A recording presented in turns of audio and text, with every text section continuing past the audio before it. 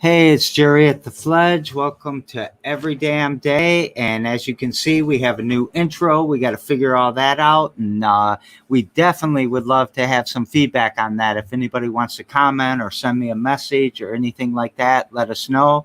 We're still playing with it. We know we got a little kind of rough spot, how it transitions into me, but please give us some feedback. Now, on Every Damn Day, we've got my great friends. Oh, I got to put them on.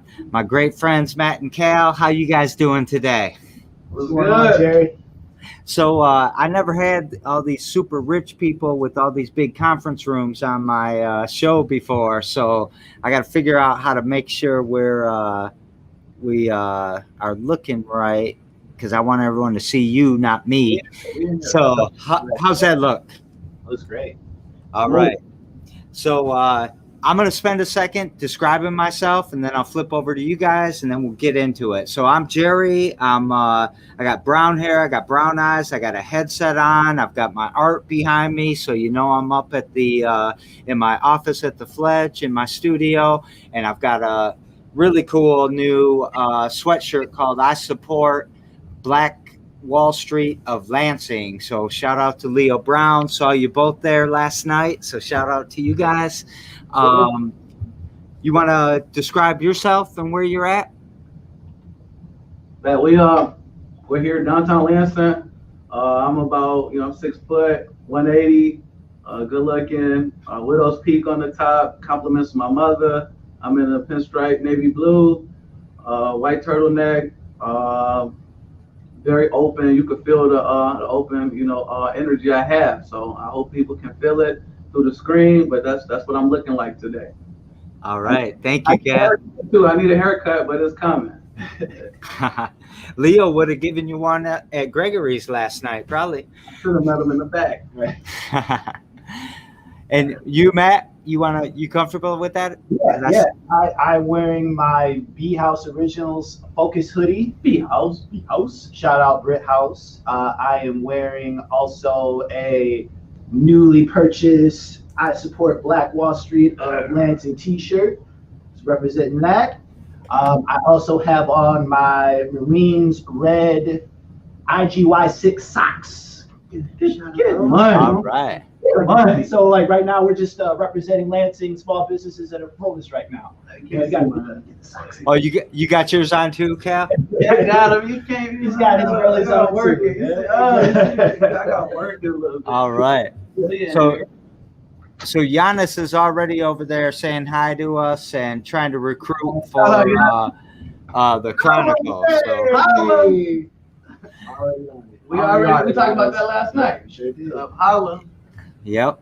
That's an important newspaper right there. Because of, you know what I'm saying. So we're going to jump into this. Why don't you guys tell us about yourselves and the project that you're working on, or all the projects that you're working on? We got 7-8 hours. Okay. Well, okay. Let's go. I'll go. I'm Cal. I'm owner of Umbrella Sock Company. We started in 2017.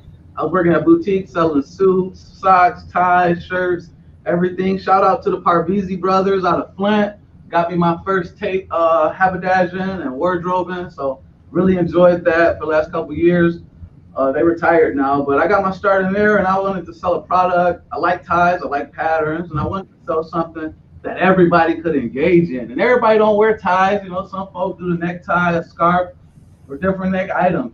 So I was standing in the mall. I said, man, what can I get that everybody is wearing? And I looked around, and I thought about it, and they was calling me back to the sales floor. But I'm like, I'm on lunch, and when I take lunch, I'm taking lunch. So I'm like, wait, get back to the sales floor. It dropped on me, Jerry. I said, everybody's wearing socks, and that's what I'll do. And I said, I want to start a sock company. Well, if you don't mind, I want to rewind a little bit. Okay. Where were you born and raised? Where'd you go to school? What brought you to those socks? I was raised in Flint, Michigan. I was born in Saginaw, Michigan. I was raised in Flint. Fashion was big. Grew up going to Value City, getting them suits, lavender, green, everything clean out of Value City. the low. Were you wearing like zoot suits and baggies and all that? We were wearing gangster wide legs, double lapels. We were wearing everything else fashionable, pleated. I mean, I'm giving away some of the code, but no, a lot of things that we were a lot of fashion. It was just dope. It was kind of colorful, but honestly, that's where I am today. I still appreciate some of that stuff. It's just a little more subtle. But growing up in Flint, went to an International Academy of Flint, graduated '07, went on to Kalamazoo College, studied history, poli-sci. Always wanted to get in politics. Moved to Lansing to get an education, and now I'm finally in politics. So shout out to the group Politics in Lansing. That's where we stay engaged. There's a lot of stuff going on in the community. I want to be a part of it, but I also like the socks because when we sell socks, we giving money to nonprofits in our community. So when you buy a pair of socks from Umbrella, you're serving the purpose of helping programming or helping a local issue. So that's another. Hey man, we're still talking about you. Okay. We want to know you for a second. Now, I want to give a shout out to Kalamazoo College because some people think that's like some little like community college or something, but that's a good, really, really good school and a tough school to get into, right? Yes. Yeah, that's an excellent school. You mind if I bounce over to Matt and then we'll talk about socks? That's cool. We'll do that. You sure? No, that's all good. My name is Matt Thornton. I am a Farm Bureau agent here in Michigan, Farm Bureau agent here in the Lansing area. I've lived in the greater Lansing area for about 13 years. I'm originally from Lawton, Michigan, grew up there, and moved to Portage Northern, graduated from Portage Northern in 2003. Lived in Kalamazoo, lived in Detroit, done a little bit of everything. I interned for 97.9 out in Detroit for a little bit, and was really into the music game, and was going to make that my profession for a while. And I became a parent and thought that I wanted to focus more on that instead of traveling all over the world and trying to do all that stuff. I love my family and I love where I'm at right now. So I wrestled for the University of Michigan, and I used to get my butt whooped every day in practice by two guys. One guy was from Flint Northern, and the other guy was from Portage Northern, John Fisher and Tony Latorra. And so you both are triggering me a little bit in my old wrestling days of getting whooped on. All right, so you want to talk about politics? You want to talk about insurance, or you want to talk about socks? We can do it. So many choices, Jerry. So many. Because it's completely up to you. But now, Cal, man, you're passionate. You're trying to get into that umbrella socks. I definitely want to quit blocking the way there. No, we can talk politics. Let's talk what's going on. All right. We're open. Where you want to start with what's going on? Well, should we start wherever? PPP loans, small business recovery, small business support. Talk about your bill. Yeah. Oh, right now in the house. I'm tripping right across the street in the house. It's House Bill 4049, Section 251 is continuing the $2 or expanding the $2.25. Is expanding the $2 payment to direct care workers. I'll check my phone and get the right numbers. I'm pretty sure I posted on my Facebook. Check it on Facebook. But that House bill is being debated in the House right now, and that's the supplemental budget to keep paying our direct care workers who are still working, still going in the homes of loved ones, our elderly folks, our folks who need assistance. They're still going into those cribs, providing great support. That extra $2 payment is in jeopardy. It's in the House right now, hopefully proposed with an additional 25 cents that'll go till September. So call your representative this week and tell them to vote yes on that. That's the supplemental, Section 251. I want to say the one that House bill is 114 or 4049. I can't remember, but it's on my Facebook. But call your representative, tell them to vote yes on extending the $2, because that's a critical workforce here in the state of Michigan.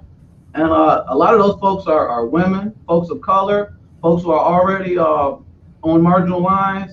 So let's support them by just calling our representatives this week and tell them to vote yes on the supplemental. And shout out to Republican Senator Jim Stamets for proposing the additional 25 cents. And I know a lot of times we don't talk bipartisan politics, but this initiative here in the House and in the Senate has been something both parties have been kind of advocating for, because I was introduced way back, governor extended it, Jim Stamets extended it. So it's been getting a lot of play, and I feel like the media could do a better job on talking about one of the things that I think they're agreeing on across the street in Lansing. So I'm so happy that you brought that up, because that's such an important issue. It's hard. I mean, the poorest people are suffering through the pandemic. They've got to go to work, or they're going to get fired. They're going to get kicked out. They're going to do all of this, and this is super important to help people kind of keep that together. While I mean, it's only $225, but what's that? It's $4,500 a year. So it's something, I guess, right? Right, and it's work to be done to make direct care. We got to look out for direct care workers. I mean, those are the folks who allow people to go to work because they leave them at homes with their loved ones. Those are the folks who are raising folks' children. Those are the folks looking after your grandma when you're not there. So I mean, it's about time we put our money where we say our heart is, and with the folks who care for our loved ones. So we need to do something about it. So I'm all over it. And it's a lot of other groups that are also with it. PHI National has been a great advocate. Impact, a part of Michigan State, the Impart Alliance out of Michigan State. Emily Dieppe out of PHI National. Got to shout her out in Detroit doing some of the similar work. Gary Carr out of Detroit. They're planning a strike in April. So, I mean, this work is across the state. We got some of the oldest people in the state, and we don't want to take care of the workforce that is taking care of them. And I'm gonna leave that there. Do the research and hit me up on my page, because we got the resources available if you want to call your rep and let them know how you feel. Let them know. What page could I put out there that people would know, or that people could go to, like your Facebook page? They go to my Facebook page, Elvin Caldwell, my lobbying page, Elvin Caldwell. It's like a public icon page or whatever. That's where you get the most information. But if you just like my personal page, LCal, I mean, this stuff is a part of what we do every damn day. So it'll be on there as well. So, I mean, you'll find it. It's like part I of what we did do. that, right? Like I did that. Yeah, you know, shameless. Shameless. You know, I thought man was punching me. Man, I got your name all messed up. I got to try to spell it. How do you spell your last name? W-A-L at the end? Caldwell, W-E-L-L, Caldwell. Sorry about that. Sorry. All right, I got it. So what in your role of, like, I'm not quite sure who you work for right now, and I'm not sure, it doesn't matter if you say it or not. I don't know if it's appropriate. But what gets you to, are these the issues that you always work on? Right now, I'll be totally honest. I represent a client who's a healthcare organization here in the city of Lansing. And so not only is that client a personal friend of mine, but the employees of that client are friends of mine. These are folks in my community. These are parents of students I used to work with at different schools here in the city, Michigan Leadership Academy. These are some of those parents and some of those family members getting care. So, I mean, it's an issue that's not only germane to me personally, but politically I'm in it too, because I don't want to see the folks who are doing the grunt of the work in the pandemic on the front line. And then when you watch the news, you see a different group of frontliners. And I'm not taking away from anybody's service on the front line, but I just feel like we're missing out on a group of people who are doing hero level work, and there's no microphones or amplifiers or microscopes to give them an extra look while they're doing this work in this drastic, dire pandemic. Do you mind if I stick on this subject for a couple more minutes? Let's do it. No, we got 7-8 hours.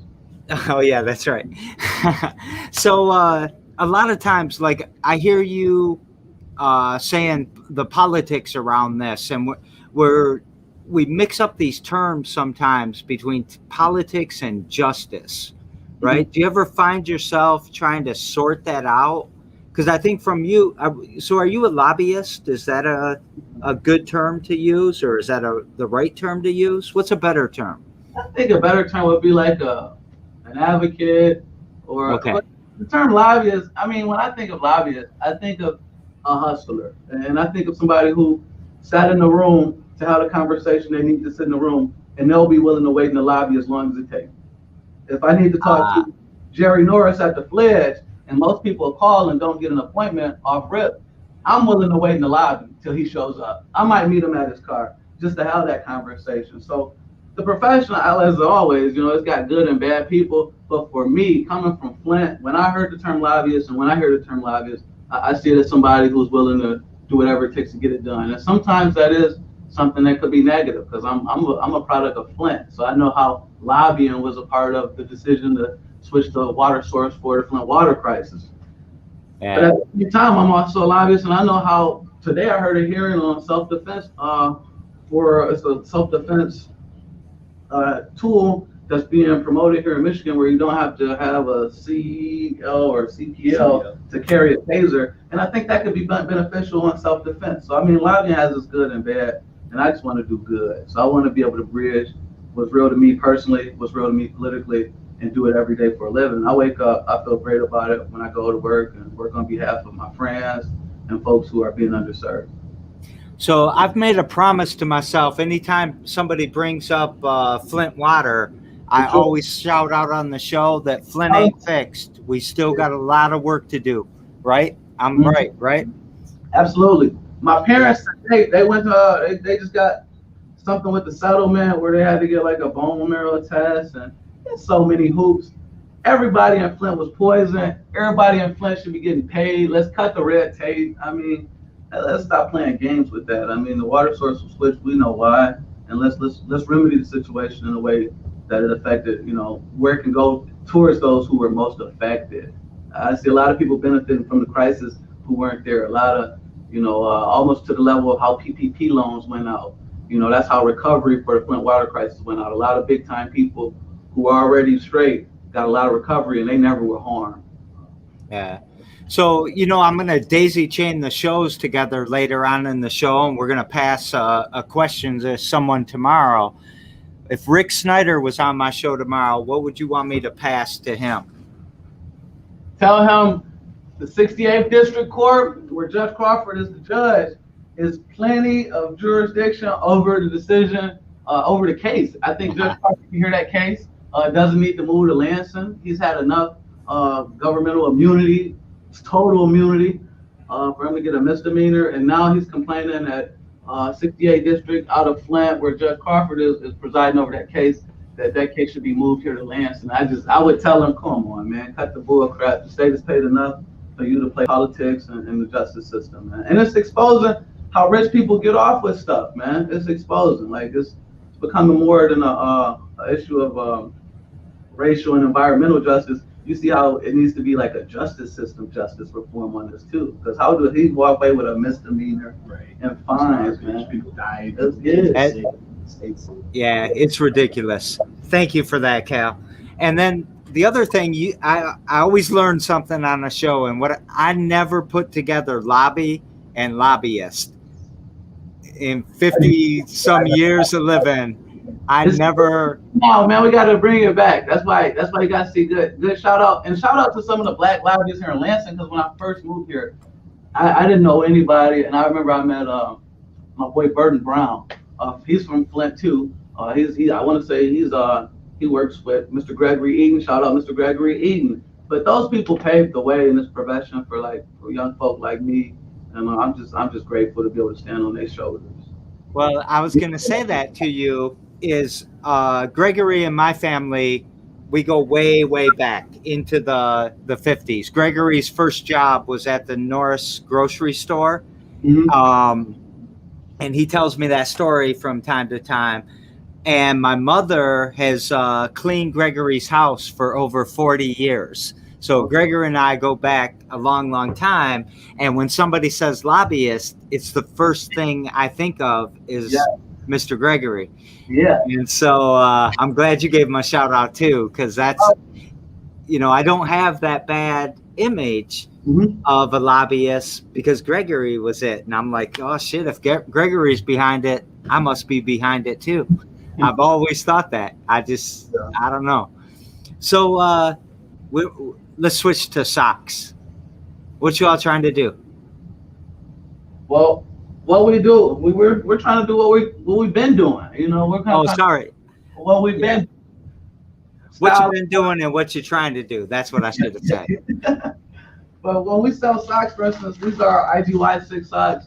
A part of proceeds goes to footprints or soles for vets. Yeah, so the Footprints of Michigan is a nonprofit here in the state of Michigan that tries to get new shoes, new socks, gently used shoes, socks to families in need. So we partner up with a lot of different charities, partner up with the Fledge, partner up with Homeless Angels. We try to do that, and then off of that 501c3 is Souls for Vets, where we try to work on getting new shoes, new socks to homeless veterans, trying to, pun intended at this point, trying to get back on their feet.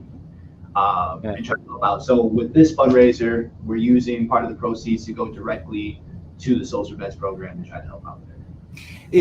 So Geronimo is Footprints. Is Geronimo also Souls for Vets, or is that someone else? Nope. Oh, yep, it's all under Footprints of Michigan. Okay, all right. And so, what happens here? I buy a pair of socks, and you give a pair of socks? Like a Tom's model, sort of, or something else? Direct money that goes to Footprints of Michigan, and then we actually have another one that we're rolling out with Happy Dance. Shout out to Missy with Happy Dance, which is a nonprofit dance studio here in the greater Lansing area. Try to raise money, making dance accessible to everybody, and that's what Happy Dance is trying to do. So we're doing socks with them right now, and hopefully we'll have those rolling out in May. So, we're talking about a lot of stuff. We're talking about politics and insurance and socks and all of that.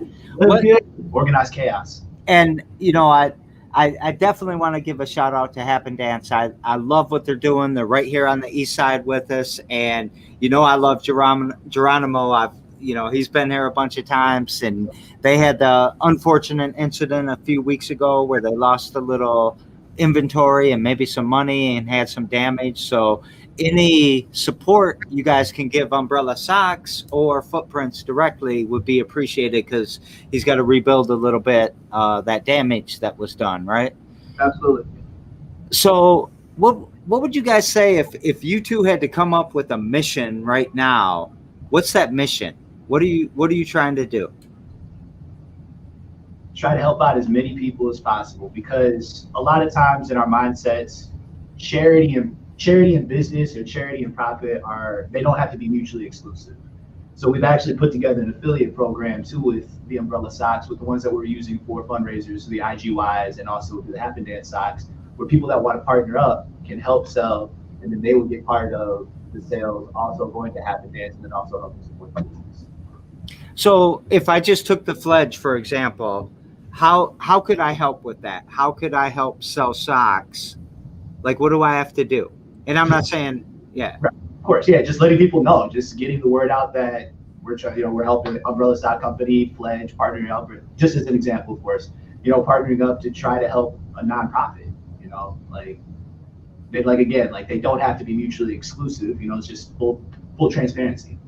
Okay. And that's what I try to strive for in my professional life, personal life, is being as transparent as possible.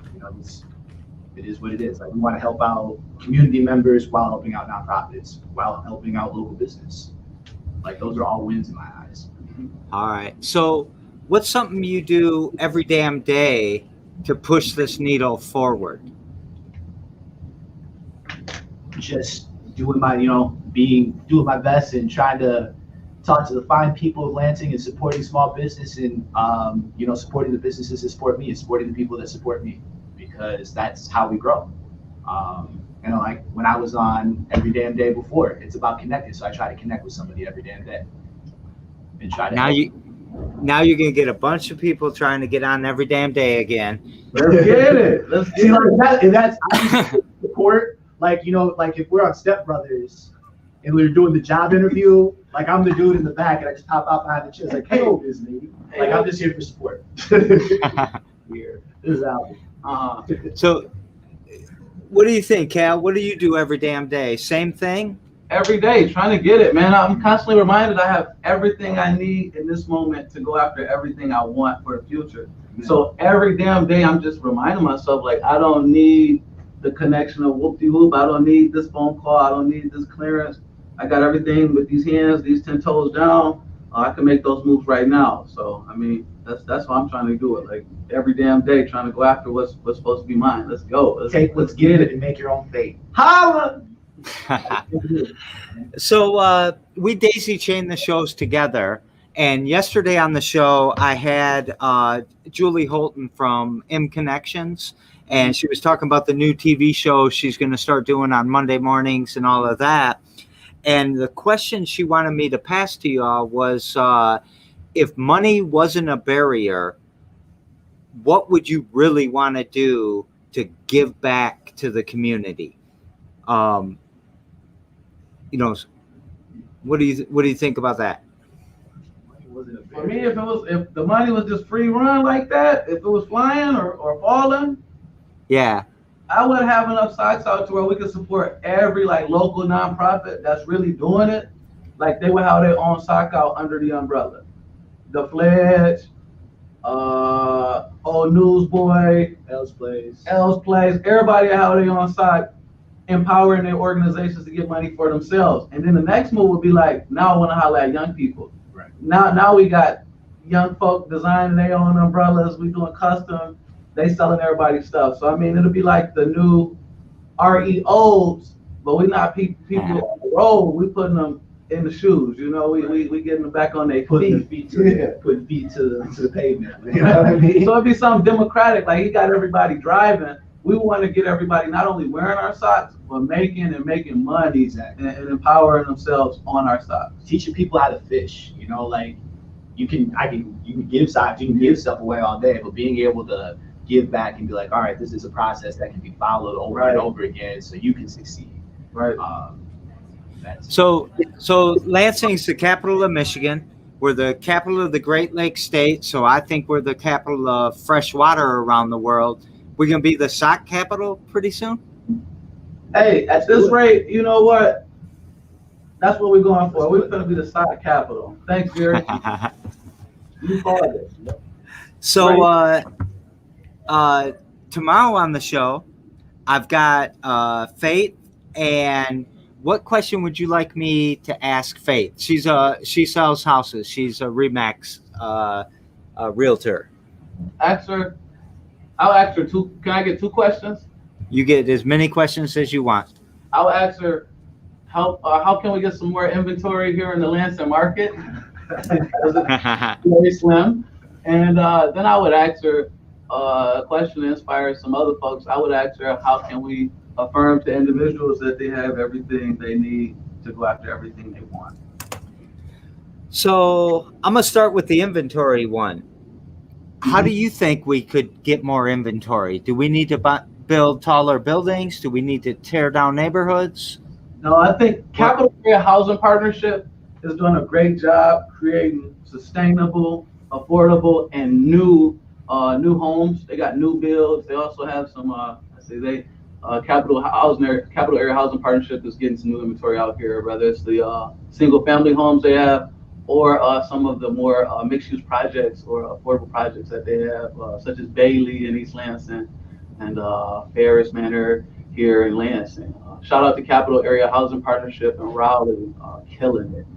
Then also to get an inventory, I would call. Like we got a lot of places in Lansing where a homeowner may not reside in the house, and they may reside like in another state. And the market is so slim.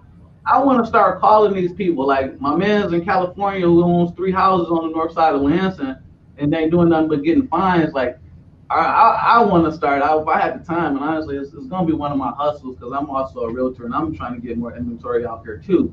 So in the spare time, I try to call on blighted properties to say, hey, what's going on? What's your plan with this? I called some prime real estate around the Capitol just last week.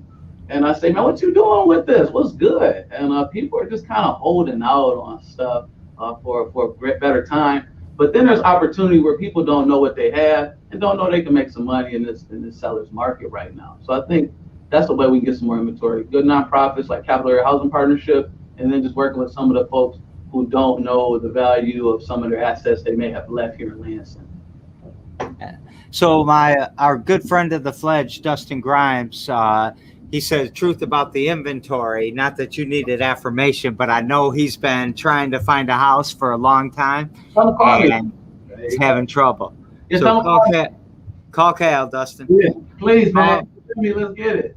So anytime we start talking about housing, I get a little I get a little stressed because I think, oh shit, they're gonna tear down this house down the street. They're gonna make that family move out, and then we're gonna get, some wealthier white MSU student or something like that coming to live in this house and push everybody I love in my neighborhood out of the way. What are your thoughts on that? You think about that much? I think about. I'm thinking we're talking about gentrification now. Yeah. I think about the lack of opportunities for folks like myself, folks who come from backgrounds like myself, to get into home ownership. So when it comes like resources that like capital provide or like $10,000 down payment assistance, that stuff is critical for getting Black folks in homes or folks who come from challenging circumstances. And for me, I'll just be totally transparent. I think it's messed up that for years, and even in the city of Lansing, it was April 9th, my birthday, 1968, Black people could buy homes in East Lansing, or that's crazy. But coming out of redlining for so long, where Black people couldn't buy homes, just straight up, you just couldn't buy homes because you're Black. And then everything they do to remedy that is always extra people put in the group. It's like it's never these people who were redlined. It's never anything to do something directly to combat the redlining. It's always, let's help everybody and the people who are redlined. And I'm cool with everybody getting help, but at some point, we got to get some intensive care for the long history and lineage of folks who are redlined, refused the GI Bill, folks who federal housing authority stuff. I remember I got a house in Flint. To me, this is modern day redline. I might be doing too much, but to me it is. Got a deal in Flint, and we did a water test. The whole city of Flint was poisoned with lead. We did a water test. I'm not gonna Rocket Mortgage. I'll tell you the mortgage company, and they so big. That's why I get pissed when I see their commercials because they're so big. They'll solve any problem. We did a deal in Flint, got almost to closing, and we did a lead test, and it came back too many parts per billion. Understandable. Me, full transparent. Let the mortgage company know. I say, our sellers willing to put in the system so the new family could be straight, and be fine with the lid. They're okay with it. Once the new test is put in, we'll test it again. They tell me we can't test it again. But I'm like, what do you mean we can't test it again? They said, we can't do this deal. And once one lead test comes back too many parts per billion, the deal is off. So I'm saying, so can't nobody buy a house in the city of Flint on a FHA loan if they do a lead test and it comes back too many parts per billion when the whole city had the issue. And I say, is there a way that we can get another test? Because in most cases, you could remedy the situation, do another test, and you're still good. No. So to me, little situations like that, those need to be brought to attention because there's opportunities for folks to get, to rise the tide. But then there's so many gaps to where people can still fall between the cracks. So, I mean, what are we really doing? Well, fall between the tracks or cracks or experience systemic racism. Because it's really, it kind of falls together, right? Mm-hmm. So, it happens. It happens as a result of people being Black or brown, for sure. Now I forgot your second question. Oh, yeah. You had two questions. Showing people that they have what they need now, to affirm them that they know they have what they need now to get everything. Yeah. I needed to get it back in my head in case. Well,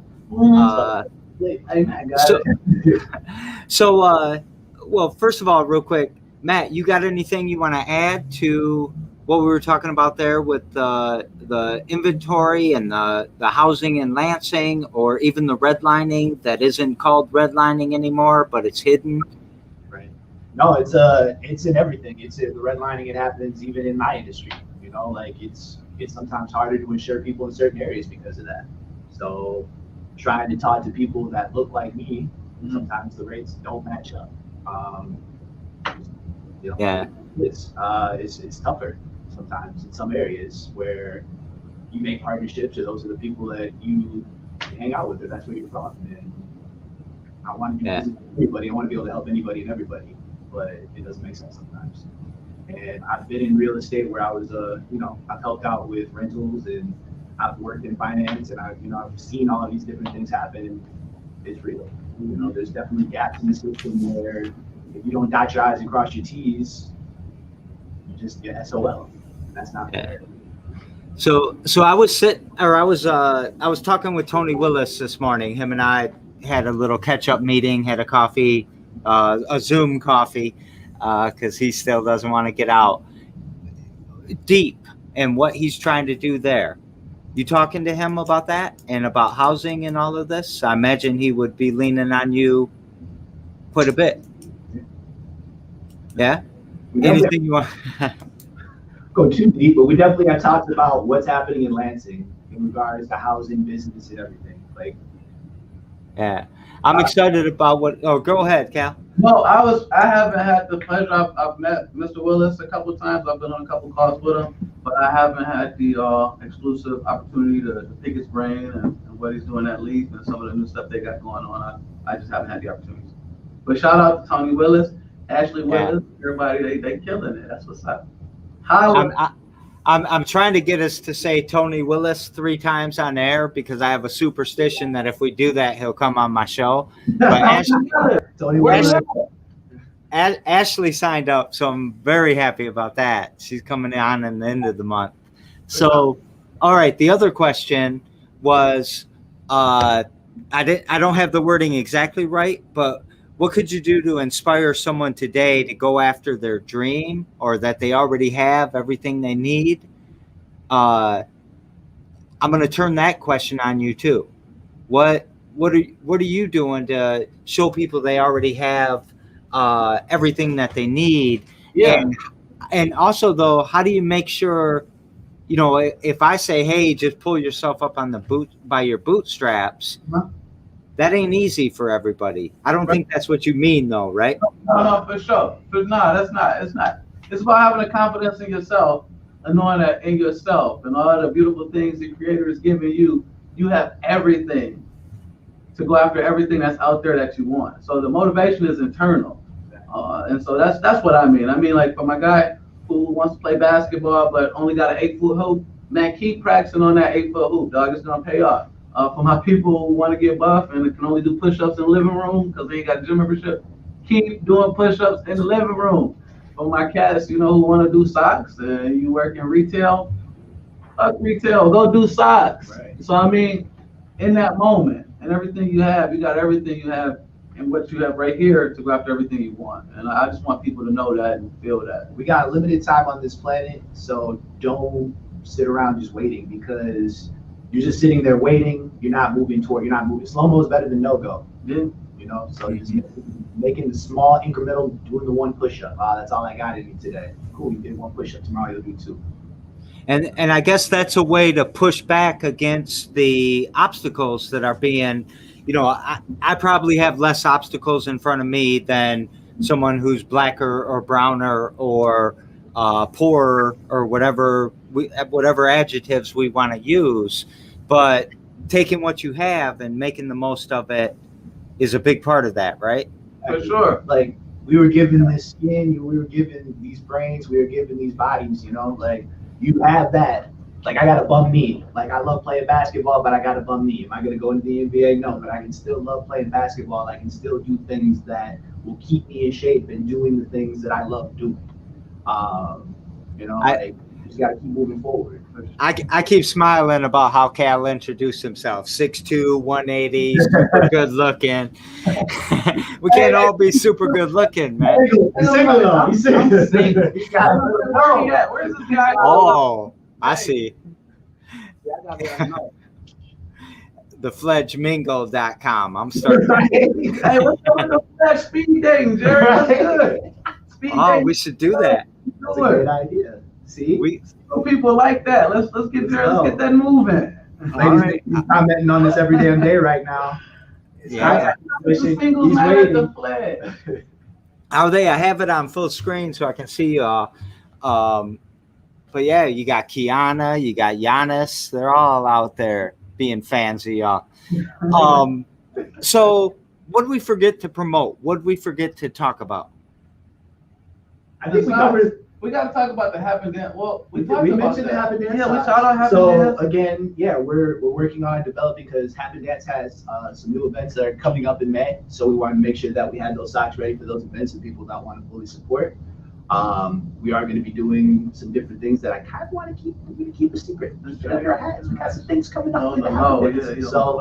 We'll keep that stuff under wraps. But we did talk a little bit about insurance. Again, I offer help with auto, home, life, and business insurance. Please reach out to me if you ever want a comparison or a real conversation on how you can properly protect yourself. I never promise to be the least expensive, but I definitely want to have a conversation and try to help you out where I can and educate you. Can I give you a reference real quick, Matt, and say, well, are you my insurance agent yet? We're getting there, right? We're getting there. We're working on it. We're getting there. All right. That's my insurance agent. Come on, man. Come on, Jerry. You got young teeth. I think a bunch of people looked at you last night and said, "Hey, you're the insurance guy." Not expecting that. Like I knew Cal was coming, and then I was like, "Oh, there's Deidre." I feel like I got cheated on, man. Yeah, I felt cheated on.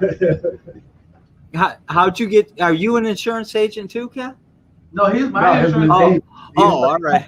I thought cheated on, man. He said you're the only one, Cal. That's what I said. I was like, everybody's insured. I made sure that I told him that before he came because we were messaging sitting at the table sharing having those beers. I was like, "You're the only one here, Cal. You gotta come." And then he came and it was, everybody's insured. You next, Jerry. I'm ready. So, but I was slow to get ready. So, build it slow, it'll fall slow. That's right. We'll make it happen. Anything you want to promote, Cal? I am a realtor. Spring is right upon us. Call Caldwell if you want to sell, or if you got questions about buying, if you want to buy, even if you just want to see, what you could get for your home that you're currently in, or if you want to see anything related to the market, give me a call at 810-624-7396. Give me a call. Let's talk. All right. And so also just make sure we call in our representatives this week because that bill is in play, and let's get that $2.25 for our direct care workers. It might not be much, but for somebody going to work 40 hours a week, 40 times 2 times 25, that's almost $100 on every check. So let's do that for our people. This is for the people that are making sure that everybody that's suffering from COVID is still like nursing homes, right? Retirement homes, yes. Hospitals, and the child care people too. So look up the bill. I got it on the website, but call your rep and make sure they vote yeah on that supplemental. Yeah, I think about people like Tamakaya and Andrew Brewer and all these guys making this happen, and probably a million other people. I shouldn't have started that. I should have had my list first, but help out our friends, help out our community, and help the people helping us. We are in a web of life. We got to protect the web. So what do you want to take us out with? Love on each other. Keep loving each other. Keep moving forward. It doesn't matter how quickly you're moving, just know that you're moving. And if you need help, don't be afraid to ask. We're all here for you. That's right. That's right. For sure. Anything with you, Cal? Nah, I'm going to follow up with Matt. Slow motion, better than no motion. Let's get it. I like it too. I like it a lot. All right, everyone. Thanks for joining us today on Every Damn Day. And thank you, Matt and Cal. You guys are rock stars. The Umbrella Socks logo, is that what you're holding up there? Yeah, shout out, Yeah, for sure. So support Umbrella Socks. By doing that, you support a bunch of other people. Footprints, Happy Dance, Souls for Soldiers. Did I say that right? Soul Vets. Soul for Vets, sorry. And every day at 2:00, we will see you later. Bye-bye, everyone.